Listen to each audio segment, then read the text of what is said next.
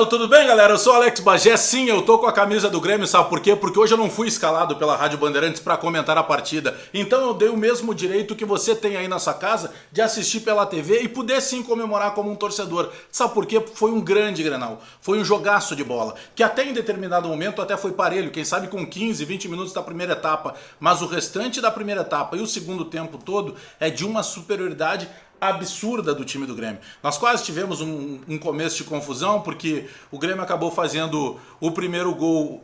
Aliás, eu fiz até uma brincadeira no Twitter lá, que é a seguinte: o Diego Souza sobe mais que o dólar atualmente no Brasil. Porque o primeiro gol do Grêmio é uma jogada que sai dos pés, um cruzamento, olha só os fogos. Ó. Sai dos pés do Everton Cebolinha e ele cruza no segundo pau. O Diego Souza sobe mais do que todo mundo e toca a bola como se fosse um passe de futevôlei para que o Maicon entre sozinho e jogue para dentro do gol. Sim, o Capita jogou uma barbaridade. E aí depois o menino Isaac, que tinha entrado, recebe, depois de um cruzamento do Cebolinha, o jogador Moisés do Internacional vai tentar o domínio com a cabeça, ela sobra do Isaac, ele fuzila o Lomba. E vou dizer mais, foi 2-0 e o melhor jogador do Internacional no outro lado foi o Marcelo Lomba. Superioridade incrível do Grêmio dentro do jogo. É o quarto Grenal no ano, 3 vitórias do Grêmio. 3 vitórias do Grêmio e um empate do Internacional. São 9 clássicos que o Grêmio não perde, são 2 anos de invencibilidade do clássico Grenal. O Renato, para mim, surpreendeu muito no começo do jogo, porque eu acreditava que o Renato pudesse começar. A primeira surpresa é a confirmação do Cebolinha começando o jogo. Ele começou com o Orejuela na direita e com o Cortez na esquerda. Mas o que chamou a atenção foi o Renato começando com o Jean-Pierre, sem os 3 volantes, mas tendo juntamente com o Jean-Pierre o Matheus Henrique e o Maicon. Ele começou com o Lucas Silva no banco. E o Maicon jogou uma barbaridade, tanto que no segundo tempo quem acabou saindo para a entrada do Lucas Silva foi o Matheus Henrique. O Everton Cebolinha jogou muita bola, ele tentou aquilo que se imaginava que ele pudesse estar sem foco em função da negociação com o Benfica de Portugal, que deve ser oficializado nas próximas horas, não aconteceu. Ele foi o grande destaque do jogo. Os 2 gols passam por jogadas do Cebolinha. As tentativas de gol no primeiro tempo e as grandes defesas do goleiro adversário Marcelo Lomba passam também pelo Cebolinha. Esse Grenal foi um Grenal, para mim, indiscutivelmente, o Grenal mais bem jogado que nós tivemos ao longo desse ano, destes 4 clássicos, mas sem dúvida nenhuma com uma superioridade total de meio campo, um Grenal que tinha tudo para ser, de certa forma, tumultuado, porque o Internacional buscou um efeito suspensivo para conseguir escalar o D'Alessandro, para conseguir botar o D'Alessandro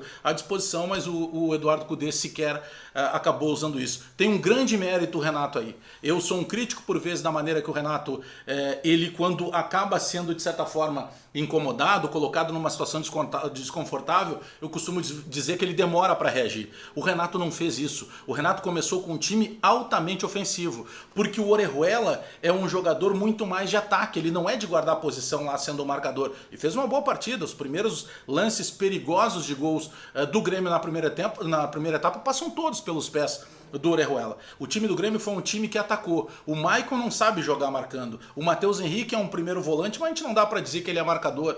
E eu até imaginava que no segundo tempo, se ele não tivesse saído, entraria o Lucas Silva na vaga do Maicon. Não, o Maicon produziu, fez o primeiro gol, participou do segundo. O Isaac, que entrou, uma das primeiras bolas que ele pegou, a bola quica na frente dele, ele fuzila gol, ou seja, é o time que está concentrado. E eu tenho certeza, e eu quero a opinião de vocês, o Grêmio, para mim, o grande diferencial. O Grêmio, ele consegue encarar o Clássico Grenal com uma naturalidade maior do que o Internacional. O Grêmio consegue jogar um Clássico Grenal, parece que ele está muito mais ambientado a tudo isso. O conjunto do Grêmio, ele é diferente. Se a gente pegar o Grêmio que ganhou com um parto forçado aos 45 minutos, se a gente pegar o Grêmio que ganhou do Novo Hamburgo no final de semana, a gente não ia imaginar que esse Grêmio ia jogar toda a bola que jogou hoje. Com o Renato sendo de novo figura importante do Grêmio. Porque o Renato, que é criticado por vezes por ter dificuldade de estratégia, porque daqui a pouco o Renato tranca jogo, não, ele não fez nada disso.